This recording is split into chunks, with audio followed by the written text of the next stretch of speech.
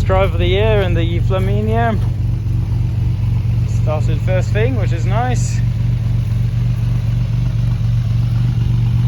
That surely is a great looking car in my opinion.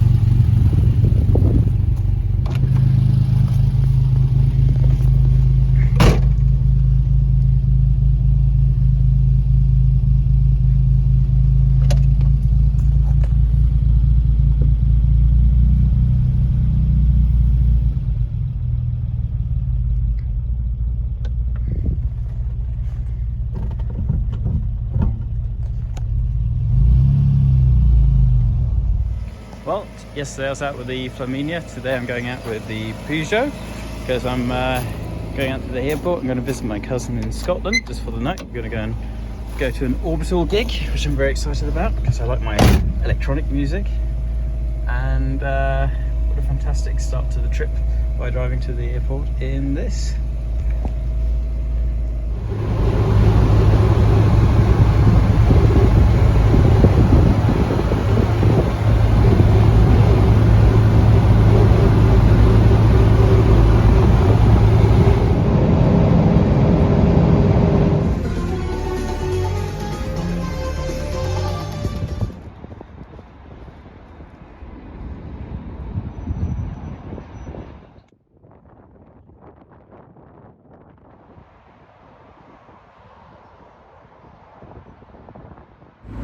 Well, that's a fun little trip up to Scotland, visit my cousin Joe, went to see Orbital. I do like to wander a bit with electronic music and they're a great inspiration. Learned about them last year, quite late, but they had a live gig, so I went to see it.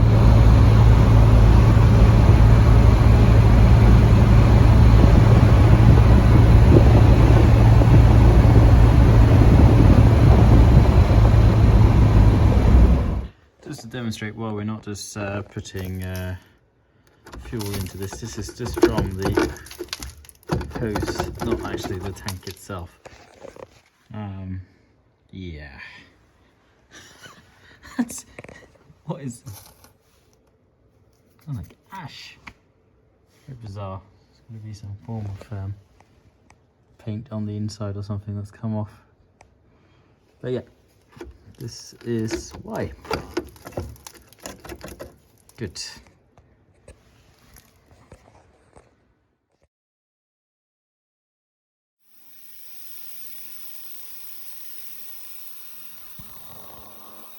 Yeah, what do you think? Just fill some petrol in there, and reckon that nothing will clog.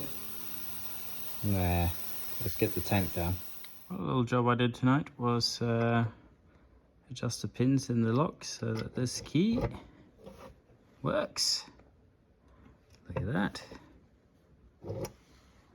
So I've done this one, and this one was really rough. Wasn't very happy, so we took it apart and did this one as well. So that just goes beautifully. About the right tension on that.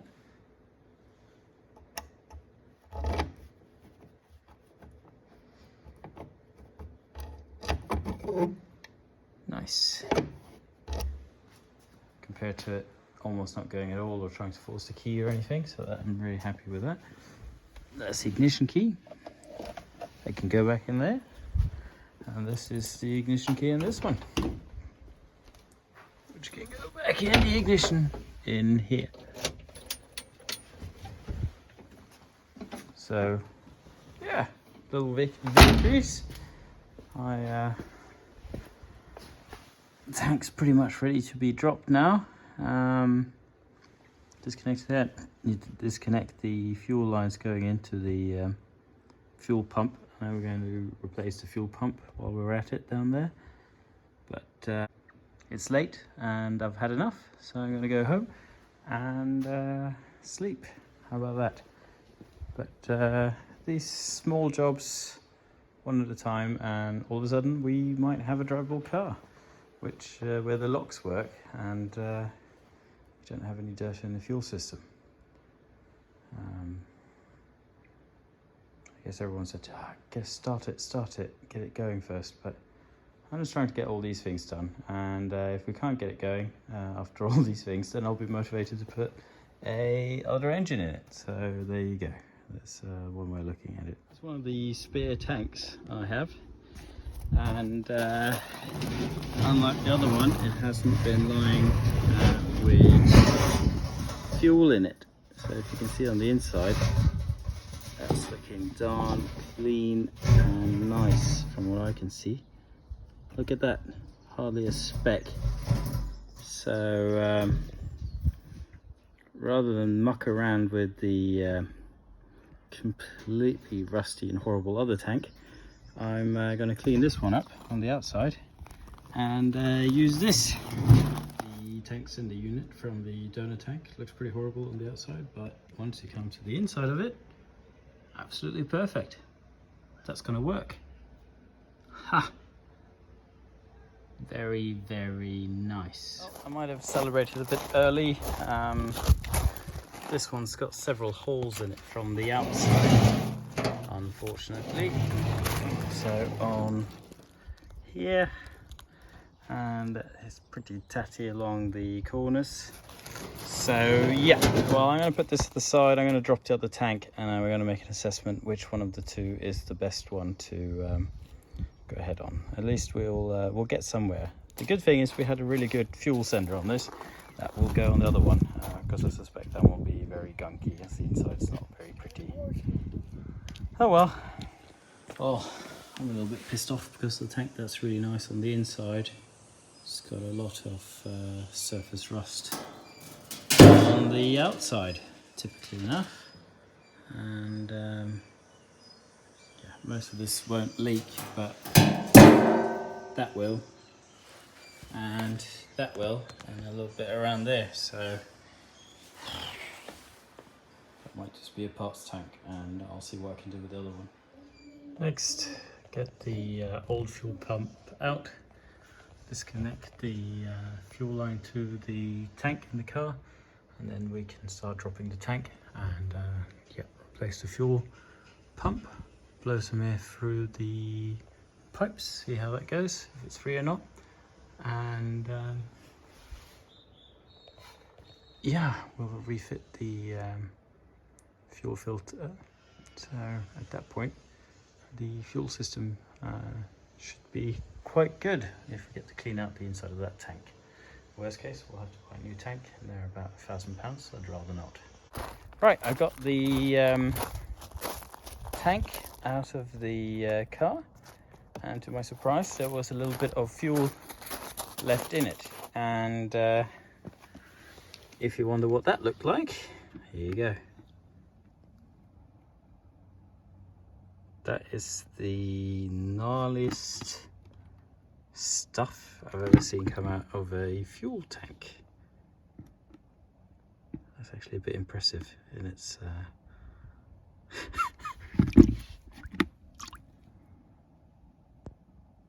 whoa.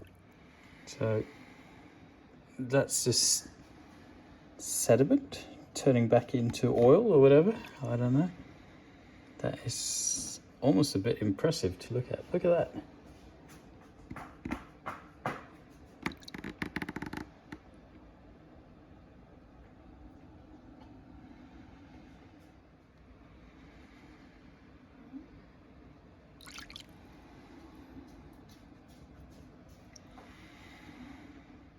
So the donor fuel tank has gotten a bit of solder here and there. It's not pretty. I've just figured I could practice a bit on lead soldering, because that's something I want to learn. And yeah, it's a bit silly. It's just to cover some of the deeper pinholes that were in the bottom of the tank and along some of the corners. I've put a big fat bead of solder all the way around the fuel neck where it was leaking. I've wire wheeled the entire thing, and it's not looking too bad. We had 2 holes. So here, there's a lot of pinholes going all the way down there. Not pinholes, but there were pits. what I did is I took this in the night time inside the garage, turned all the lights off, and put light in it, and I could see where the light came out. So I've found that there was a hole here and there and around here and on the sides here. So what I've done is, as I mentioned earlier, leaded it all. I've had a look inside the tank on this. It's completely clean. There's no surface rust whatsoever. And the next thing is I'm going to get some pinhole repair kit and wash the tank in that, the epoxy stuff. So if there's any pinholes remaining now, that will cover it, and also cover the surfaces that have been leaded, so that the ethanol won't be reacting with the lead, if it even does that. I've heard rumours about it. The other tank is over here and has been filled with a citric acid mix. Don't know if it'll help. I'll pour that out later on, have a look. At this stage, I think this tank's just going to go to the side anyway, and I might send it off to be professionally restored if this doesn't do the job, and we'll have a spare tank, because I have a feeling this might come in use for the other car if that's also had fuel in it, because this does not have any leaks on the outside, but it did look horrible on the inside. Whereas because this one had a couple of holes on the outside but perfect on the inside, this is the one we're going to use.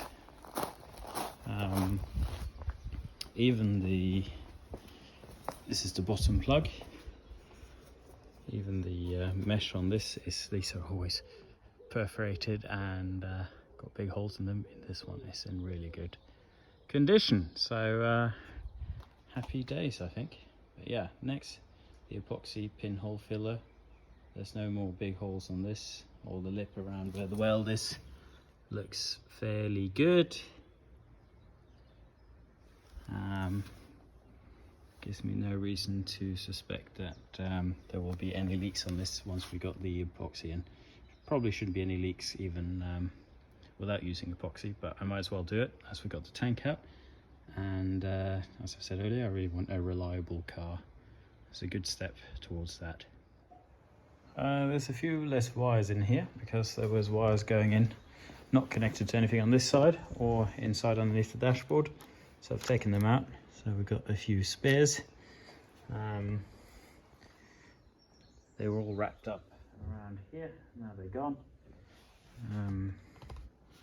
Don't know why they weren't taken out, but maybe if something's been rewired. There's still some things down there in the corner that's not connected to anything, but everything seems to work, so I guess he's put some new wires in here at some point, just to make my life easier. But yeah, I want to do a override switch, so I've left one wire going through here because it's a bit of a pig to get them going through, and that's this one.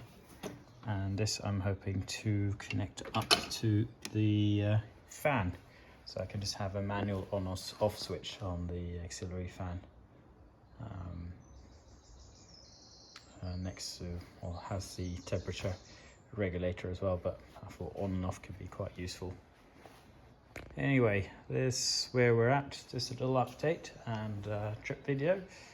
Things are going slowly, but that's because I got a family, 2 kids, and job and all that stuff, and I need to maintain my marriage as well, not just spend all my time in the garage. Flora did help me, my daughter, she helped me paint the fuel tank, which fortunately has turned out very nice. Very happy with the look of that. Nice and shiny. Gone several layers with Rust-Oleum rather than a thick layer so that it hardens.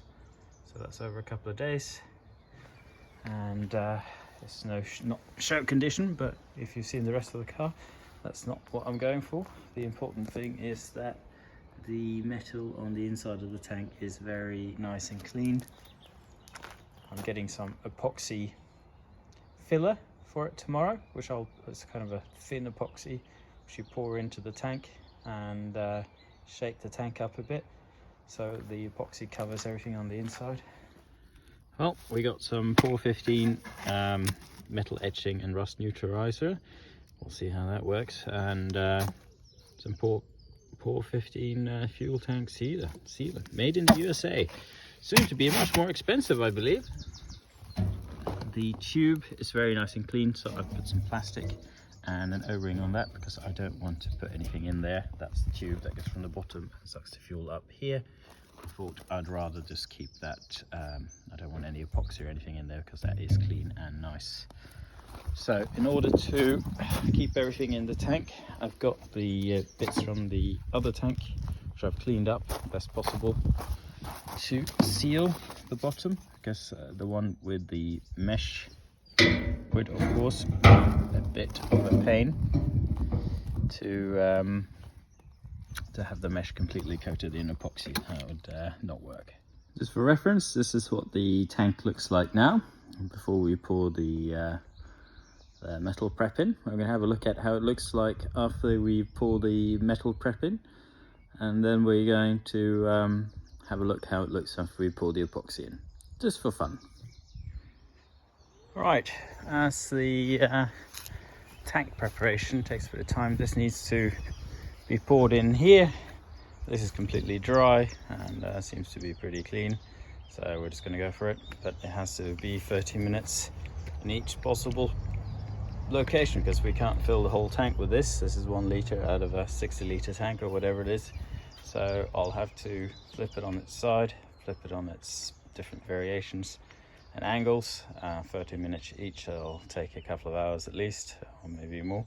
So I might as well bring it up to work and I can do some work while this is doing its thing. Just got to time it for each flip. Here we go.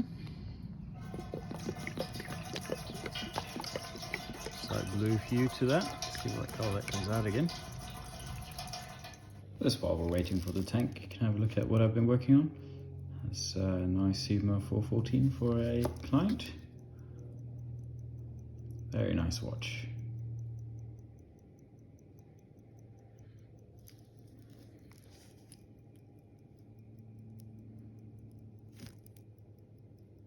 So this is my actual job.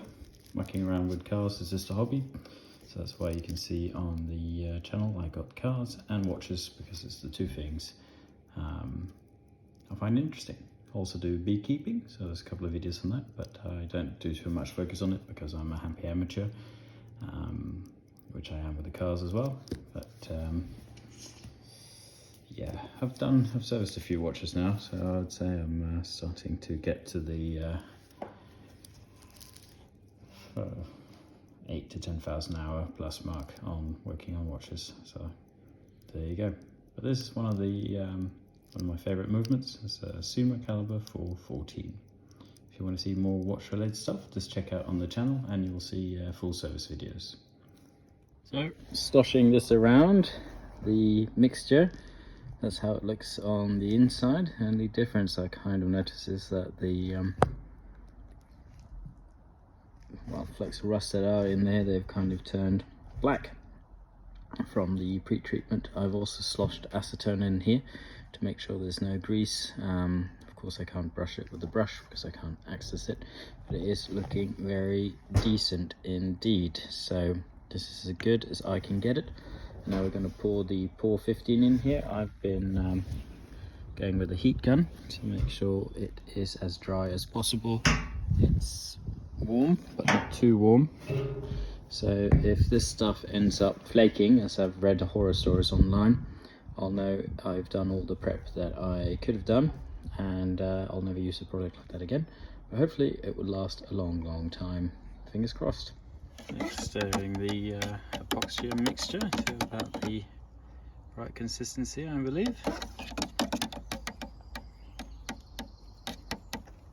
Now poured and shook around. This is what it looks like in the tank. This is of course all wet, so it will be interesting to see if this lasts. I really hope so. I feel like I've done all the prep I should. Try to pour it back out again. made a proper mess. That can all go in the skip, fair enough. But valiant attempt anyway. Well, that's the tank painted on the outside, leaded where the big holes were, and epoxied on the inside. I'm going to let this stand for a week before I even attempt to put any fuel or anything else in it. Yeah, we'll see how this all turns out in the end, but it's definitely not the concourse job, but hopefully it's solid. That's a bit too dark to see, but here you can see where he's previously done the weld repair. That's gone along there, and you know what, it's solid enough. As I've said earlier, I'm not going to totally restore this car. We're just going to have a nice car we can drive and not worry too much about. If I was to restore one of these, I'd probably restore the other one, because that's already stripped down pretty well, and we could continue stripping it down. But if I was to do anything with this, would be to build up a new rear valence, repair all the rust, and then we might consider repainting it, and it would probably go back to blue. But that's another huge job, and that's not what I'm looking at doing now. You see a bit of wiring poop-a-loom in the back here. That should all sort of work, hopefully, and not catch fire. So slow progress. We'll get there. I'm hoping within the end of the month we can try and fire it. That's a bit optimistic, so I'll be going away a bit as well, but yeah. It's a cool car though. I'm excited. Not so excited about the wiring here, but I think I know where everything goes, and it should sort of work, which is good. And yeah, until next time, have a good one.